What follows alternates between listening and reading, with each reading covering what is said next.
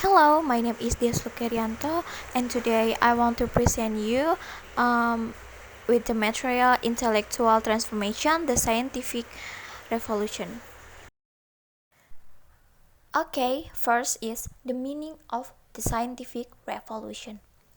The scientific revolution, therefore, was a decisive factor in the shaping of the modern world. It destroyed the medieval worldview, in which the earth occupied the central position. Heaven lay just beyond the fixed star, and every object had its place in a hierarchical and qualitative order.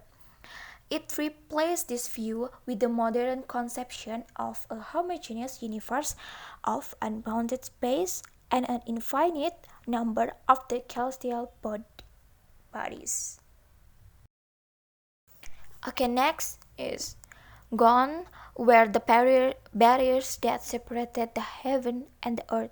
The glory of the heaven was diminished by the new view that celestial objects were composed of the same stuff and subject to the same laws as all other natural objects. Gone also was the medieval notion that God had assigned an ultimate purpose to all natural objects and to all plant and animal life, that in God's plans everything had an assigned role.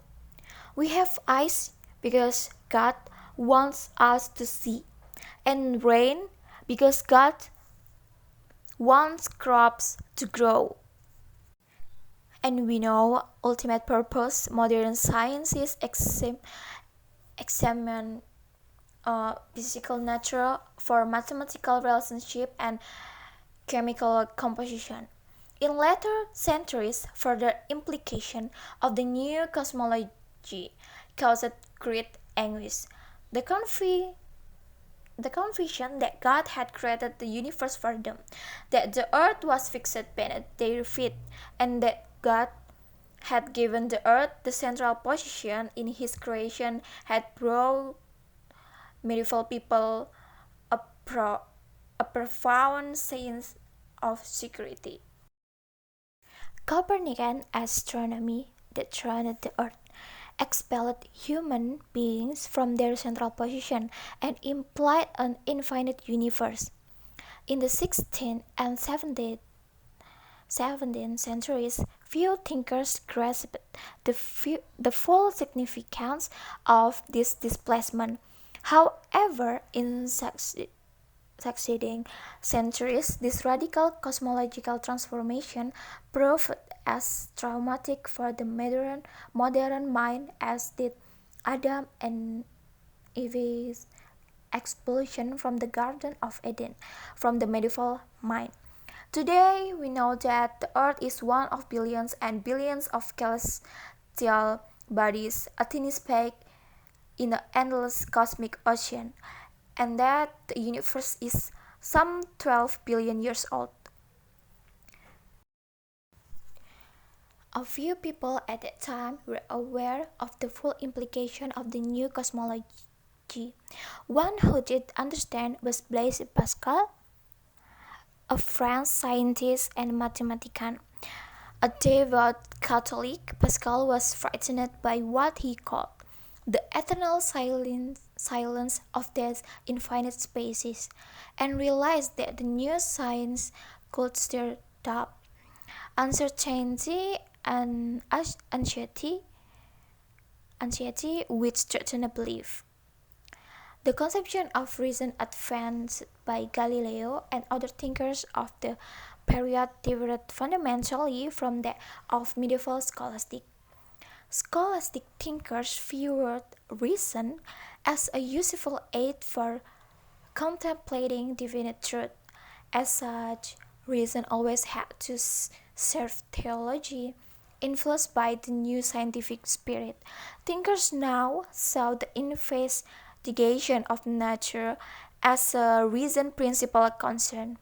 What is more, they viewed this activity as autonomous and not subject to theological authority. The scientific revolution fostered a rational and a critical spirit among the intellectual elite.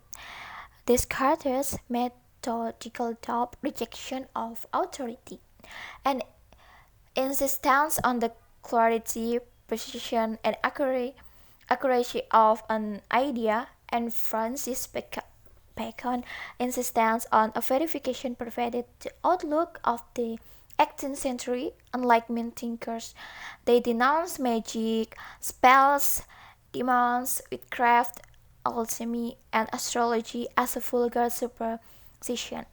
Phenomena attributed to occult forces, they argue, could be explained by references to natural force.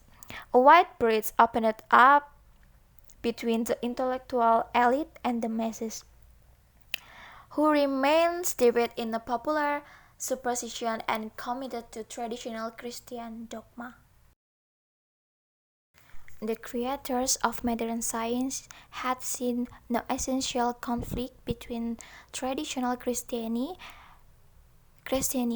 and the new view of the physical universe and made no war on the curse.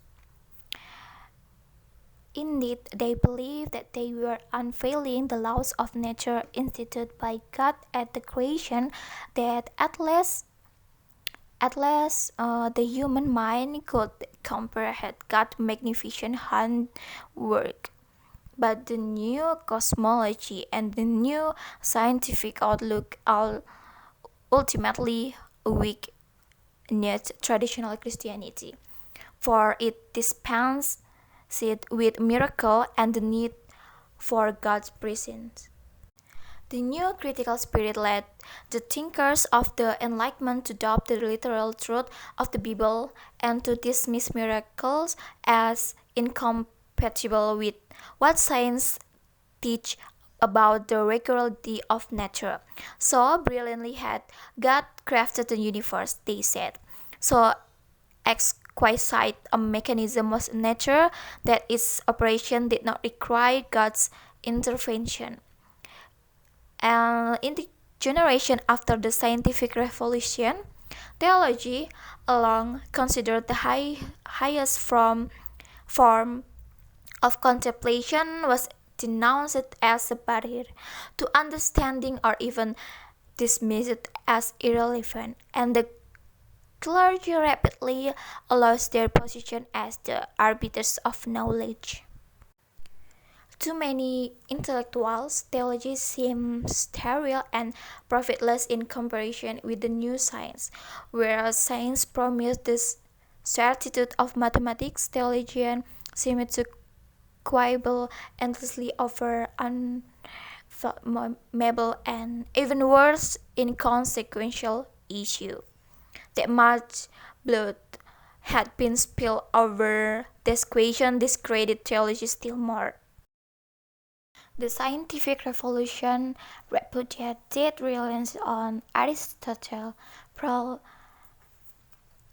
Ptolemy, and other ancient authorities in matters concerning nature, and substituted in their place knowledge derived from observation, experimentation, and mathematical thinking.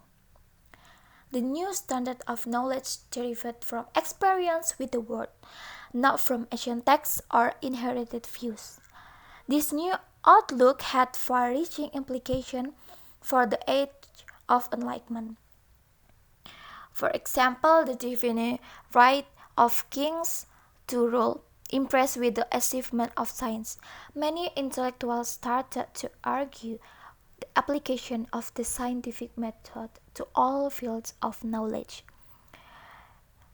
And the scientific revolution gave thinkers great confidence in the power of the mind, which had discovered nature's laws, reinforcing the confidence in human abilities expressed by Renaissance humanism.